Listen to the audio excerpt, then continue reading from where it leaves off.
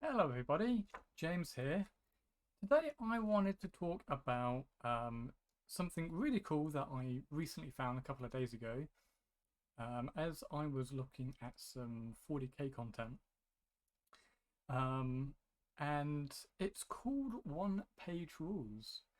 Now, after a couple of days of research, I'm, I found it to be something that is quickly growing in popularity, although it's been around for a while. um, at least like the last 4 years or so, because I remember the name from back then. Um, However, they're starting to make some big strides in getting armies out there in the form of 3D printed armies, which is really fascinating. And I really do want to try 3D printing. I don't know if it's feasible for me to do it at this current address. There's not a lot of space, but it certainly looks really, really interesting and a lot more consumer friendly.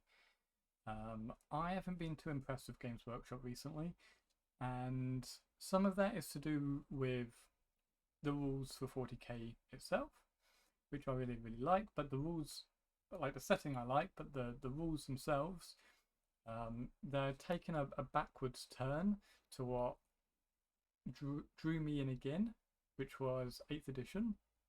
Now we've got up to 9th edition and we're starting to see all of that bloat, but in my opinion, in a much worse way.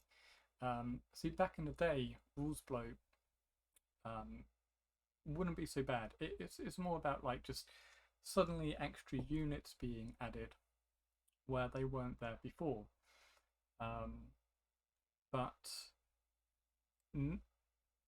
all of the rules themselves, like most of them, were quite generic through the use of universal special rules, which is really, really good.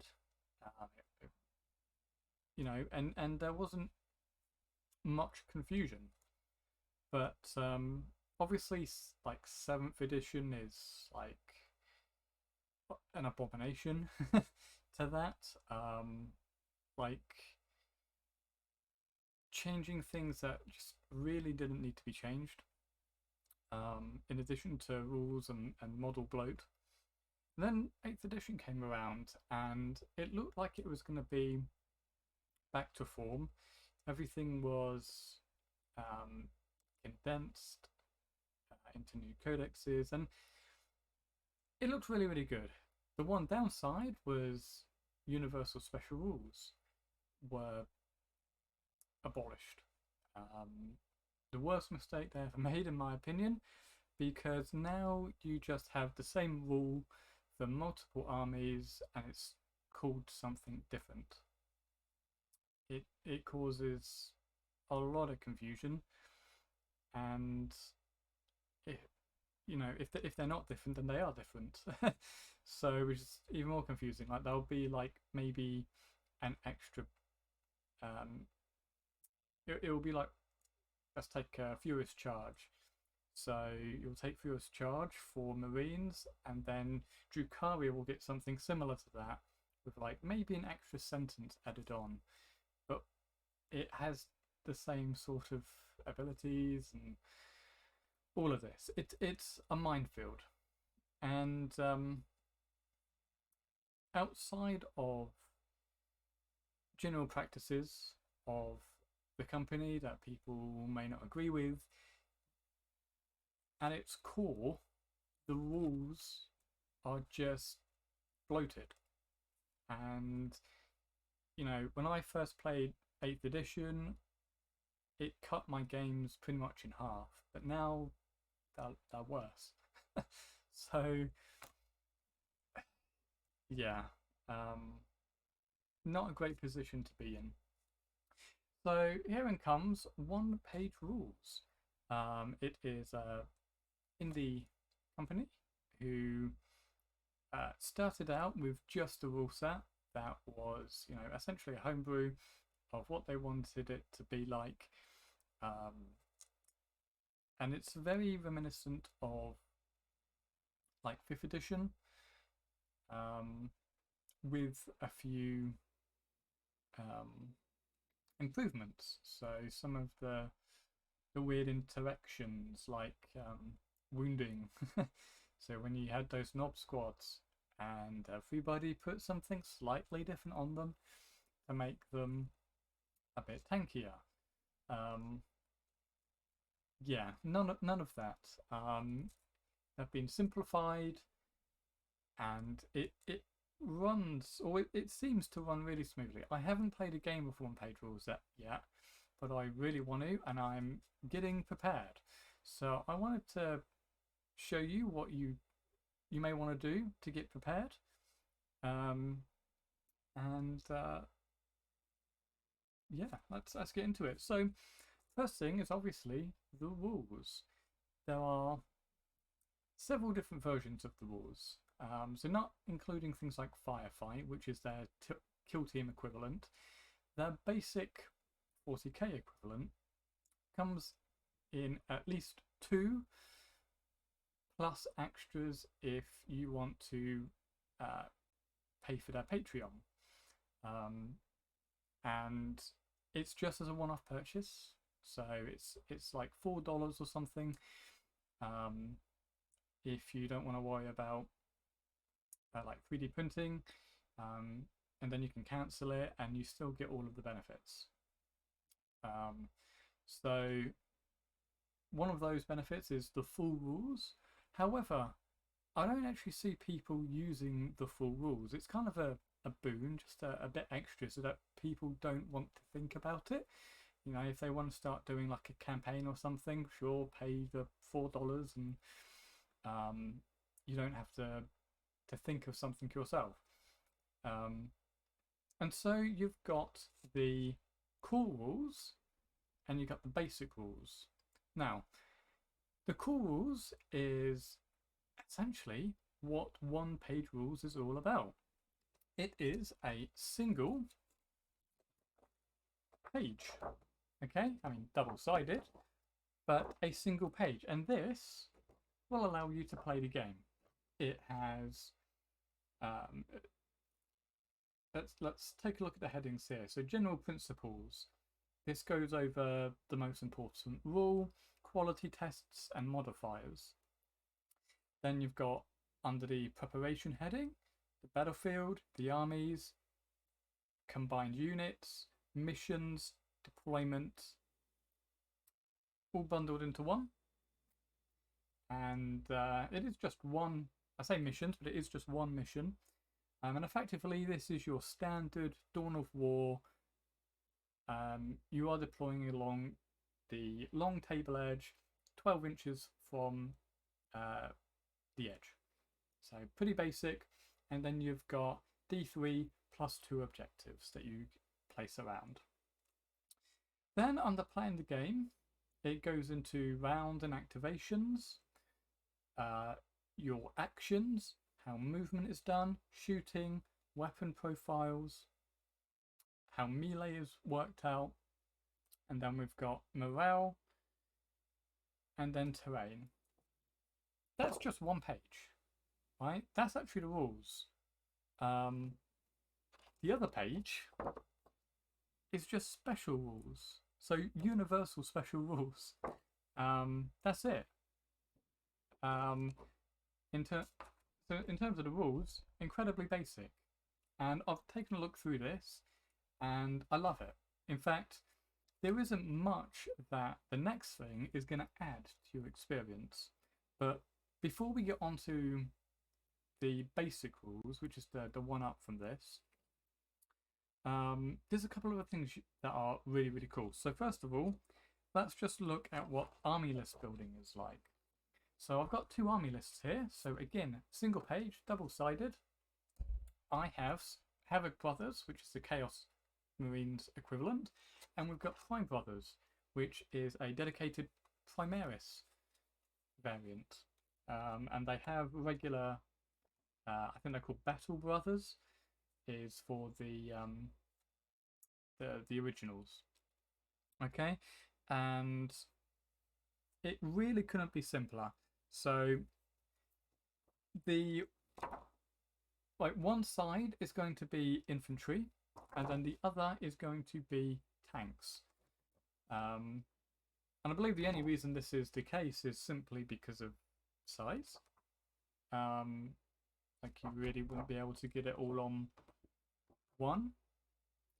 So they decided to split it, get all of the infantry and then all of the infantry options on one page, and then the same again for tanks. And that's standardized across all of them.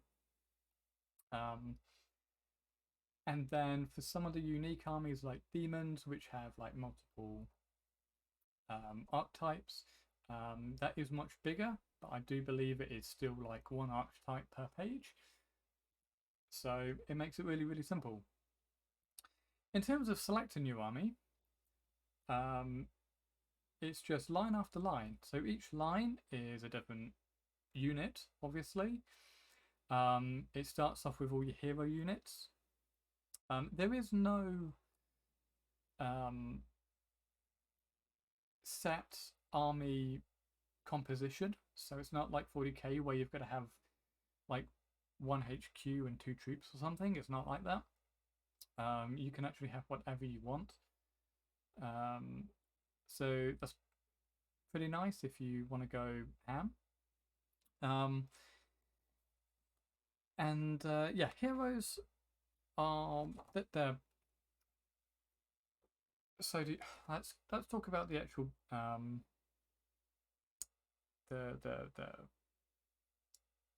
unit stats. Okay, so you've got your name, quality, which is what you need to hit something, and then plus or minus modifiers. It's also important for morale, things like that. Special rules can modify this, so if you are particularly good at melee, then you'll get like a +1 to melee. But it's basically +1 to your quality roll for melee, so it doesn't affect shooting. Very simple. You've then got a defense value, which basically the opponent, I believe, rolls. I don't think it's really stated. It also doesn't really matter who rolls this. But again, the same sort of thing. You need to roll your defense to survive the attack, barring modifiers. It then states the equipment that they have. So in this case, we have Fine Brothers, Captain. He has an auto rifle and a close combat weapon. It shows you ranges and attack values and AP values if they have them. We then have special rules. So in the case of the Captain, he has Hero, Prime, and Tough. So Hero has a couple of things associated with it, but probably the main one is that you can attach yourself to a unit, and you have to chew through that unit before you can get to the hero, barring Sniper. Tough is their variant of wounds.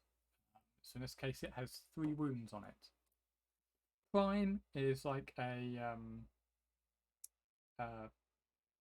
force special rule. So pretty much everything here has Prime, and that has associated rules to do with it. We then have upgrades, and it's very, very simple how this is done, but it does look complicated. So under upgrades, you will get starting at dash, which is nothing, they can't take anything, but then A, B, C, D, etc. through the alphabet. And what these relate to is the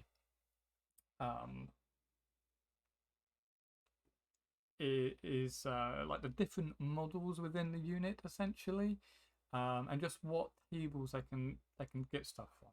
So if we look at the A table, it says we can replace 1 auto rifle and a close combat weapon for a pistol and a close combat weapon with an increased attack value. Okay, for -5 points. Okay, so if we wanted them all to be combat focused, we can do that. We can also exchange them for energy swords, energy fists, and a fist pistol. That's all in one heading. That is because that is the Primaris captain with the auto bolt. What's it called? The auto bolt gun, auto bolt pistol, and power weapon. Okay, so that just allows you to get that model on the table.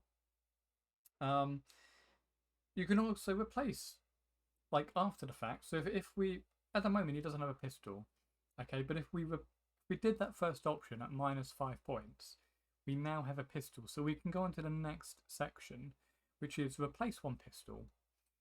And then we can replace it with like a plasma pistol, a heavy carbine, another type of rifle, even a flamethrower pistol if we wanted to. We can then go down and replace the close combat weapon if we wanted to. So we can get an energy sword, an energy fist, energy hammer, that sort of stuff. And that's all of the A bracket. But he also has B and C. So what's on the B? Well, we can take a camo cloak, we can take combat shields, combat bikes, grav armor, and we can even turn them into veteran, which basically just gives them +1 attack. Grav armor gives him +3 toughness, so it's much tankier. If he gets the combat bike, he gets the keyword fast and impact. Fast allows him to move an extra 3 inches. Impact means it's an auto hit when he gets into melee. Very simple stuff, and he can only use one of them, plus veteran. And then on the C, he could get the repair ability, war chant, battle rights, a banner, or precision shots. And essentially what this does is it takes one entry, and it means that you can make multiple very different models.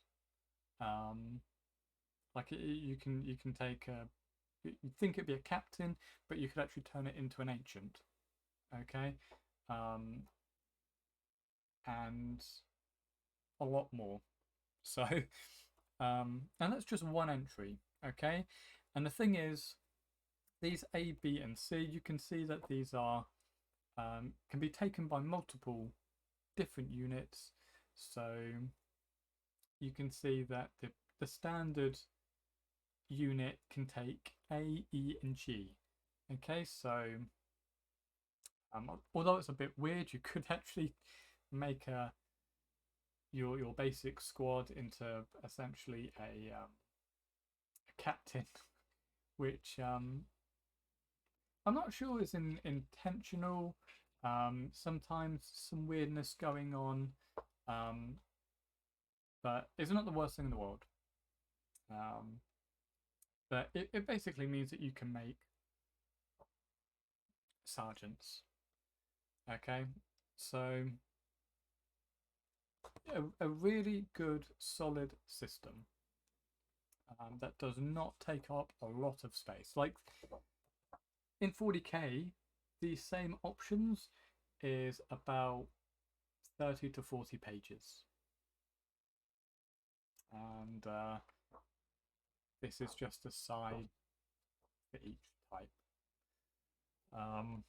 So I really love this, and you know, essentially all you need to bring with you really is, like, to a game, is probably these basic rules or these core rules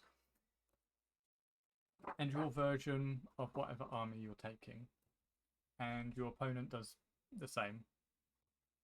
So I actually printed out both of these, the Havoc Brothers and the Prime Brothers, for this next thing I'm going to show you. And this is really cool. So this here is AI rules. You, if you want to, or if you want to do something, you're really bored, or you don't have a club near you, or maybe someone's cancelled on you, you can actually play against yourself. Hell, you could even have 2 AIs going at each other. So basically, this is another double-sided page that dictates what each unit would do in any given situation. So we're talking about preparations like how are the army lists built? How is it deployed? What are some potential challenge bonuses that you can do? Because obviously fighting against an AI opponent is probably going to be much easier than an actual opponent. So you can add abilities onto them to make them better. So, like, what if they all get a +1 to hit? You know? And then, of course, you know, we've got the decision tree. So units are categorized in 3 ways. Hybrid units, shooting units, and melee units. And then you've got a short go-to stat whatever situation, depending on what type of unit it is. On the other side, we've got some additional stuff like terrain, special rules that are specific to AI. So how would an aircraft function? Very, very cool.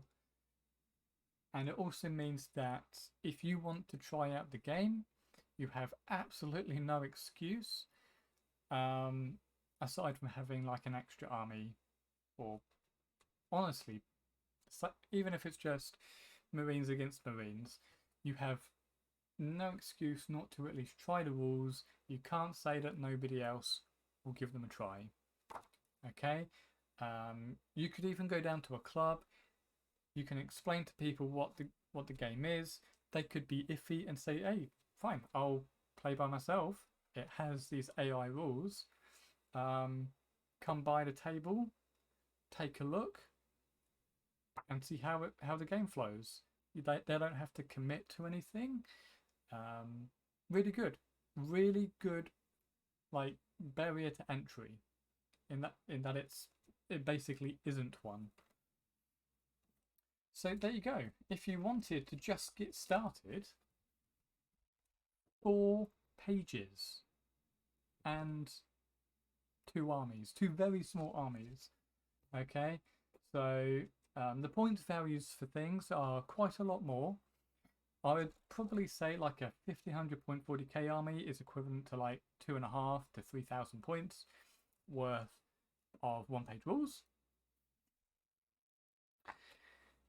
But you could also start off with the Kill Team variant as well. I'm not a big fan of those small games. I'd much rather go the skirmish route, or even the mass battle. I haven't taken a look at their mass battle rules yet because I haven't paid for the Patreon. I wanted to actually give this the AI rules a solid shot before going into that, because I didn't want to muddle it up. So I'll probably do like 1,000 points aside. Now, once you've actually had those few games, like probably get like half a dozen. That's what I plan on doing. I plan on getting at least half a dozen games in. You may want to look into the basic rules instead. So the basic rules can actually fit on 7 pages, so 7 double-sided pages. I ignored the last and the first and the last page. They're not really needed. They don't have rules on. And again, this is essentially the same thing, but just in much more detail. Okay, so you know, it talks about scale conventions, so 20, 30, 40, 50 millimeter. And these are really just guidelines. I mean, it's as it says here are some general guidelines for base sizes. Now, personally, I would actually add to this myself for games that I wanted to play. For instance, it says that vehicles are not mounted on a base. I feel that some of them should be, um, because a lot of it is just based on getting into base contact. Um, Even if it's just a case that you don't want models touching each other because of paint chipping, I think that is something uh, it's something that you should seriously consider. At the very least, smaller vehicles, artillery especially, there aren't any rules for them in the basic army list, but um, I'll be going over something later that will give me the ability to have things like rapier batteries. I bought a couple of those for 40k, and I feel like they need to be on bases. Of course, it is just personal preference, but you know, it's all up to you. I mean, the whole point of one page rules is personal preference. Um, you know, it's all about having fun and what makes sense. And provided you all agree, doesn't matter. So yeah, scale conversions, dice, roll-offs, re-rolls, quality tests, modifiers, measuring movement. There are some illustrations to help with that. I actually think a lot of this doesn't need explaining, but still, it will have some clarifications in it at the very least. And yeah, really that is it. One thing that I am a bit confused about though, and I will be going onto that forum to get some clarifications, is that these special rules, the universal special rules that they have between the core and the basic, differ. Not by a lot. Nothing that is strictly at odds with each other. But I also don't understand why they're different. So, and like they're just worded in just different ways, even though they have exactly the same end result. But they are different. So I wanted to know if the special rules for each of them should only be used for their respective thing, or if it's fine to have the special rules from the basic game to be used in core games. I don't see what the difference is aside from some weird wording on it. But still,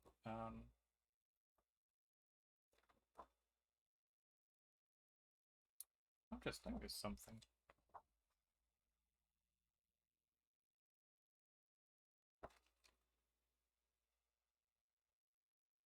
Oh well, that's an OCD moment.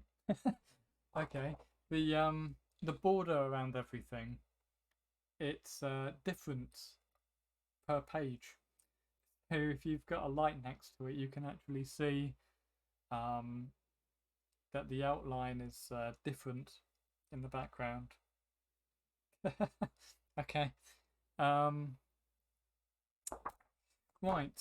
So, with that said, another thing that I would highly suggest that you do is probably laminate them, like I've done. I actually ended up buying a laminator the other yesterday, and I just laminated everything. It makes sense. There's no reason to buy the rulebook. Although I do believe you can buy a physical rulebook, I just don't see a point. There are so few pages, especially with like the core rules, which I think most people would just use the core rules. It like you need people want basic, and that's what it offers. So yeah, invest in a laminator. It costed me about £35 with like a couple hundred sleeves. I also went out and bought some cards as well, so card sleeves for laminating prints. Now they have printable cards, but they're the wrong size, so there will be some trial and error for you. It took me about 9 tries to get something that would fit in here. Of course, like it will depend on the size of cards sleeves that you get. I mean, I picked up 60 by 90, which I think is a pretty reasonable size. That is, 1 second. They believe that is credit card size. Yes, it is. So it is pretty normal card size in my opinion. And yeah, you can make your own unit cards if you have like certain builds and you want to be a bit more organized for your opponent. That's always an option. It will depend on how good you are at doing stuff like that, about editing those sorts of files. I'm not very good at it, so I'm trying to see if anybody's got like an online, you just type it in and then you print it off. That's what I'm hoping for. But I haven't found one yet. However, it's only been like 3 days. So the next thing that I wanted to talk about, and I haven't again looked at it because it's actually behind the one-time payment Patreon, is their unit calculator, and this is probably the best thing for me about this game. I am really invested in homebrewing, but I know a lot of people aren't, and that calculator is essentially the same calculator that they use to make their units. So all of the units that they have, it's all using one calculator, and they provide that, which is what's going to allow me to get those Rapier batteries in the game. As far as I can tell, they like want to fully support homebrewing, and it's like when Games Workshop fully endorsed the use of Forge World in games, and everybody's eyes lit up. But it's like that times 1,000, because we can just make anything we want. Like even if it's like the same army, like if you wanted to make Prime Brothers but give them multiple wounds. So currently Prime Brothers in their rules aren't multi-wound. They just have like better equipment.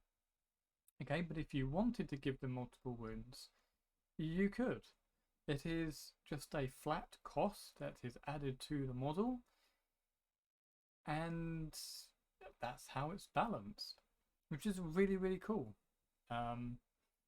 So, you know, I had a brief look at what an artillery piece for like the Rapier battery would be, and it made a lot of sense. So I actually took the rules from the Dwarven guilds, which is like the Mantic Dwarf ones, and they have an artillery piece that is very similar to a Rapier battery. So I took that. I then made sure that it had the correct weapons, and I could see that how the pricing was going to differ. It's brilliant. And you know, you actually have an official way of doing this that isn't really homebrewing. It's like the next level up, you know. When it comes to army list creation, yeah, you could use all of the models from the codex, but you could also go to Forge World. In this case, it's like number 1, number 2, and now, well, we can just, why bother with Forge World when I can just make anything that I want? Really, really cool. Cannot wait to actually take a look at it. Again, I'm not going to bother it until I've actually played a few games. Because as I said, this looks interesting, but I haven't played it. But everything that I've read, so I've read the core rules back to back, like over a dozen times, and I'm pretty confident that I'm gonna love it. So yeah, hopefully you'll give it a try too, and I would love to know your experiences. So post down in the comments. Thank you very much for watching. Have a good day.